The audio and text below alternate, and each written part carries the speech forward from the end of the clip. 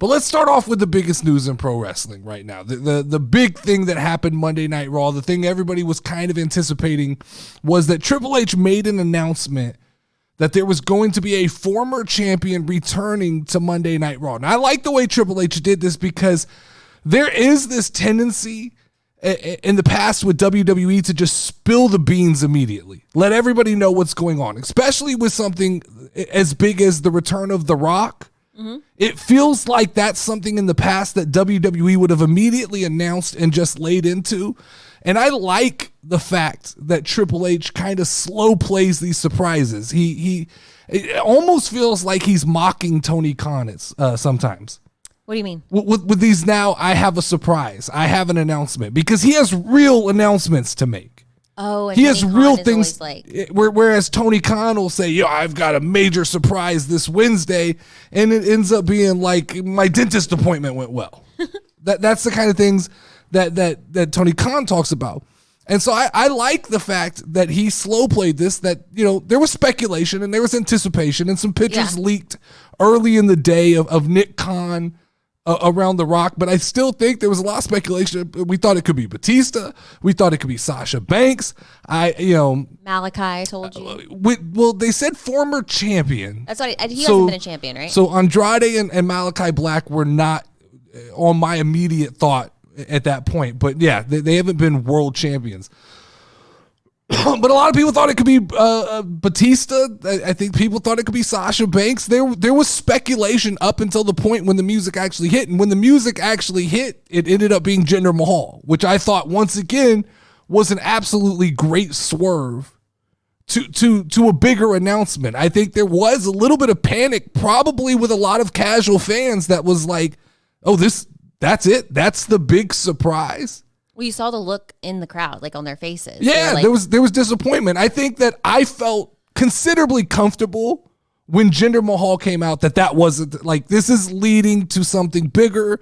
At that point, I think I assumed it was probably The Rock. But can we take a second to talk about? We got to give a shout out to Jinder Mahal because that's not an easy position to be put in. You're literally being told you're going to go out there knowing that just the presence of you is going to disappoint every person that is in this arena and every person that is watching this on TV. True. And so you have to go out there and I'm going to say like we have to be realistic. He cut a pretty solid promo for somebody who knew that they were just about to get completely buried by the next person who came out. And of course, the next person to come out was The Rock's music hit. He came out, he did the whole Rock rigmarole where, you know, he goes through all of The Rock's catchphrases and he talks and he does this back and forth. I don't understand one thing. So I'm going to tell you something. Okay. I'm slightly, there's a 50-50 when it comes to The Rock with me. Okay. There's the casual wrestling fan inside of me that just fucking geeks out every time The Rock returns. Uh-huh. But there's a deeper, maybe like the last remnants of like an internet wrestling fan that's inside of me that tends to kind of roll my eyes every time The Rock comes back. Like why though? I just always feel like The Rock is coming back when he has things he needs to promote. And he just did this deal where he combined the USFL with another football, with the XFL, and they've got the UFL. And it just felt like, oh, I need to be seen. I need to get attention on myself. Now, this ended up being a little more than that this time. But there's just a part of me has a slight annoyance when The Rock comes back because let's go, for instance, just the complete burying of Jinder Mahal. Mm-hmm. Like, and I know it's an overreaction to say Jinder Mahal can't recover from that, but there is always the possibility that the things The Rock says get attached to you and they're hard to shake. And The Rock does these things now where he gets these crowd participation chants. Everybody on this side say something. Everybody on this side say something. And we go back and forth. And I thought Jinder Mahal, like Austin Theory last time, did well in kind of letting, rolling with the punches, but never just getting completely stepped on. And if I was Jinder Mahal, I immediately would take anything The Rock said and make that my gimmick. You know, you call me a douchebag, that's it. I'm a douchebag. That's my new gimmick. I would try to run with it because I think there's an opportunity there. I don't know. Where the fuck was Jinder Mahal's backup? Those two big Indian son of a bitches who were always with him. I don't know. Where was Veer Mahan and the other guy? Yes. Where were those guys when he needs them? They're nowhere to be found. Jinder Mahal needed backup. Was Shanky part of him or no? Shanky was for a while, but Shanky's gone.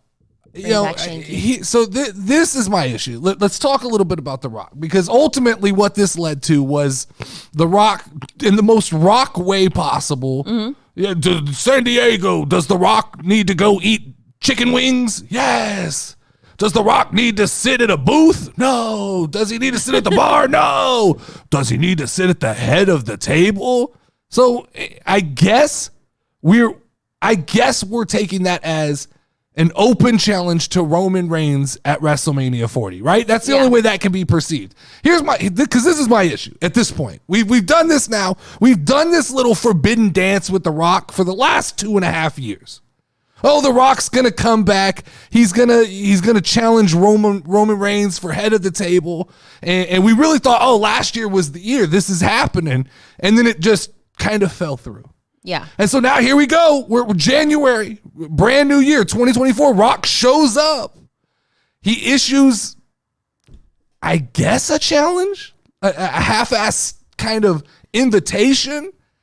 And now we've got to play the guessing game on what is the main event of WrestleMania 40? Where does this fit in to a picture that at this point I think we all thought was becoming pretty clear? I think we all thought at this point WrestleMania 40, night 1, CM Punk, Seth Rollins. Night 2, Roman Reigns, Cody Rhodes. Cody Rhodes is going over, and all will be well in the wrestling world. Now, with The Rock seemingly opening this door, I think this creates more confusion than it does, assurances from wrestling fans. And the problem that I have, I think the biggest problem I have is, what if this turned out to be all bullshit? I think that's a big possibility. What if The Rock shows up, he's excited, he says a couple things, he opens the door just in case he gets the itch to show up at WrestleMania? What if? And I have to be real honest, if that's the case, if we don't get The Rock this year versus Roman Reigns by WrestleMania, I think I'm done with The Rock. I think I'm done wanting to see The Rock show up for professional wrestling, because he's not, he's never going to be a wrestler again. He's never going to show up for longer than, 3 episodes of SmackDown or Raw. He's not going to give us what John Cena gives us, where John Cena comes back and gives us months at a time. That's not, The Rock's too big for that. So if we get The Rock, we're getting one match. Yeah. We're getting one match. More than likely, that's going to be at WrestleMania, because that is the biggest match in the back pocket of WWE right now. And I think that, for me, unfortunately, I think that's a gift and a curse when it comes to professional wrestling. And there's so much deja vu for me when I look at this situation and I look back. This is what ran CM Punk off the first time. Oh, I guess that's true. I didn't even think of it. I mean, this is literally what and so I'm not referencing this is going to run CM Punk off, but you have Cody Rhodes. Now? You have Cody Rhodes, who has put in the work for the last year and a half under this premise that he's going to get to finish this story at some point. And now here we are rolling into WrestleMania, and it looks like the deck has been shuffled again. And I have serious issues and serious doubts about the reality of a Roman Reigns versus The Rock match. I get, on paper, it checks every fucking box you could ever want as a professional wrestling fan. It will sell every ticket, every standing space, every concession corner. They will fill that stadium with as many people as they can if the main event is The Rock versus Roman Reigns. But the problem is, after seeing The Rock in that ring for 5 minutes, that dude looked tired as fuck. And I don't know how old he is. He's like almost 50, right? Yeah. I just don't know if he has the gas tank to go WrestleMania Because WrestleMania, that's the big one. That's the ending of the show, and you don't want to disappoint. Now, it would be hard to disappoint because he literally can just stand in that ring and just run through his catchphrases and he'll be fine. But there is a part of me as a wrestling fan that goes, I kind of had built up my anticipation for Cody Rhodes and Roman Reigns at this point. I think that would have been exciting because their wrestling styles are so different. Like, I've never really seen The Rock perform when he was like in his heyday or whatever. His heyday, he was amazing. I mean, he had all the energy in the world. The problem is he's not that guy. He's physically not that guy. Do you think it'd be kind of like slow versus slow? Does that make sense? I think it's going to look a lot like Hulk Hogan versus The Rock. It's going to be a lot of playing to the crowd. It's going to be a lot of, over the top pandemonium from the crowd and looking into the crowd and getting reactions. And The Rock hits a big move and then we kind of pause for the anticipation. Then Roman hits a big move and we pause for the anticipation. That's what that match is going to look like. Yeah. That doesn't sound exciting to me. Well, hold on. Now, pump your brakes because I don't think it's not exciting. I definitely think it will be exciting. I just don't know if it's has the capability of what that Cody Rhodes moment could mean to professional wrestling. What we have here, and I'm the casual guy, what we have here is literally, I think, the epitome of possibly the biggest main event for casual wrestling fans in the history of wrestling, which is the two big names, The Rock and Roman Reigns, or we have what I think is more important to professional wrestling, and that is the passing of the torch from Roman Reigns to Cody Rhodes and letting Cody kind of begin this new era. Right now, we're still being held up by Roman Reigns. Triple H has done an amazing job of smoke and mirrors the last month or two in this ability to kind of hide the fact that we're not getting a ton of title action on SmackDown. Logan Paul has yet to show up and defend his title since he won it. Roman Reigns is just missing. Okay? So there is this thing where these guys, what the fuck is that noise outside? It is bothering the shit out of me. What are they doing? The one of them moving or whatever? I don't know. Is that what it is? Someone moving out? I don't know. You may go check. I don't care. I mean, it's not like we can stop it, but it fucking threw me off of my...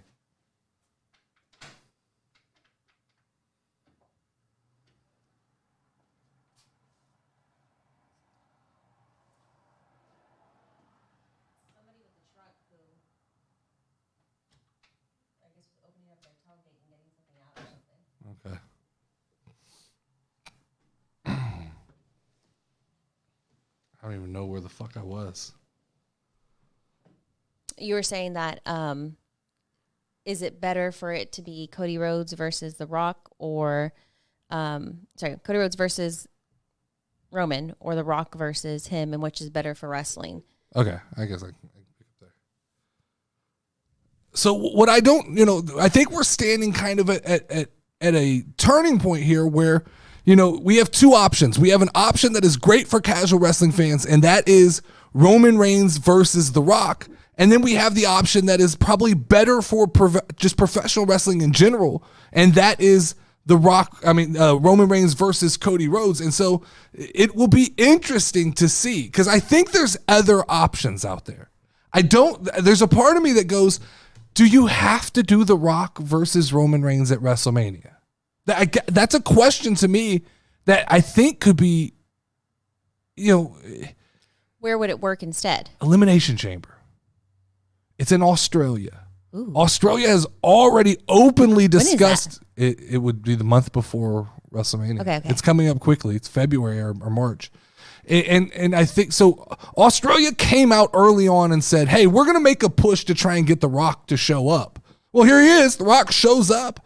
If Australia threw enough money at The Rock, could you go back to back? Could you go Elimination Chamber, The Rock versus Roman Reigns, and then come off of that and immediately turn around and go Cody Rhodes versus Roman Reigns at WrestleMania? Is that a viable option? I think it would be pretty amazing because you get both of them, and you get both of them, but sometimes too much of a good thing isn't a good thing because I feel like they have to start building the Cody story soon, right? Cody's going to come out of this Shinsuke Nakamura thing, and I think he immediately has got to start spinning the wheels on, all right, sights are set on Roman again, if that's where we're going. I think it's hard to build up this much anticipation for The Rock and Roman Reigns at Elimination Chamber, then immediately come out of that and spin around and go,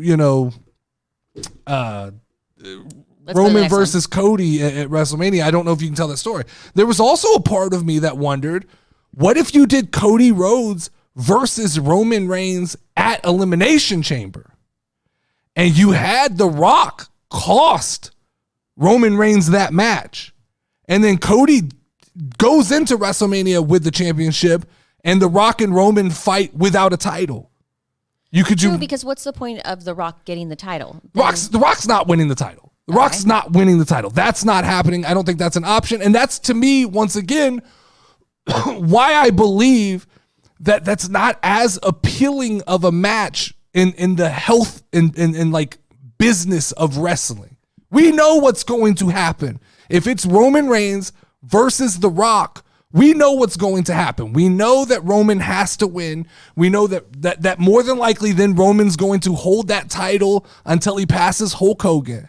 Like, that's really what we're looking at here is the decision. How much longer is it till then? It's just later this year. That's all I know. It's like September or August or something. It's later this year that he would pass Hulk Hogan. And so if they make that decision, The Rock is the right choice because Roman can win that match. But how do you tell the story of Cody Rhodes not getting to WrestleMania? How do you insert Randy Orton? Do you have Randy Orton attack Cody Rhodes and distract him from the goal? But my big problem is, can you keep people interested in Cody Rhodes a whole nother year with this same little game they're playing? What they did was they held us off for the entire year of 2023 by just putting Cody in kind of interesting little storylines. We all knew in the back of our head, we're building towards WrestleMania 40. Mm-hmm. And so could you do that again? Can you sell us on a whole nother 365 days of like, oh, Cody's got to fight and overcome and do all I think it's now or never. Shit or get off the pot with Cody Rhodes. I think he needs to win the title at WrestleMania 40, or I'm under the belief that you're moving on from the idea that he's going to be that main guy. This is why I talk about from the health and like the well-being of wrestling versus just the biggest main event you could make. The biggest main event you can make is The Rock versus Roman Reigns, but what does that do after that match is over? Who does it benefit? Nobody, really, because there's no story after it, right? So, exactly right. Roman is 1 foot out the door. Roman's not showing up every week. I don't think Roman Reigns can status-wise get any bigger than he already is. So Roman Reigns goes in, he beats The Rock, he proves he's head of the table, and then what? He disappears again. Yeah, he disappears for another 3 months, comes back, and it's just, all right, he's still this guy who's not here every week. So True. I don't think the business benefits from that match as much as just fans do. It more than likely it's going to happen. More than likely it'll be at WrestleMania 40. Do you do Cody Rhodes versus Roman Reigns then at SummerSlam? Do you push off until August? But even then, I don't know if that makes that Hulk Hogan date. I don't know, man. It's crazy. It really is, to me. This throws a complete wrinkle into everything, and you really have to start looking around. WrestleMania is going to be phenomenal. When you get Roman, The Rock, CM Punk, Seth Rollins, That's true. Cody Rhodes, Randy Orton, LA Knight. What do you do with all of these people? Logan Paul, Kevin Owens, Jey Uso, back, right? AJ Styles is back. There are so many people on the WWE roster right now.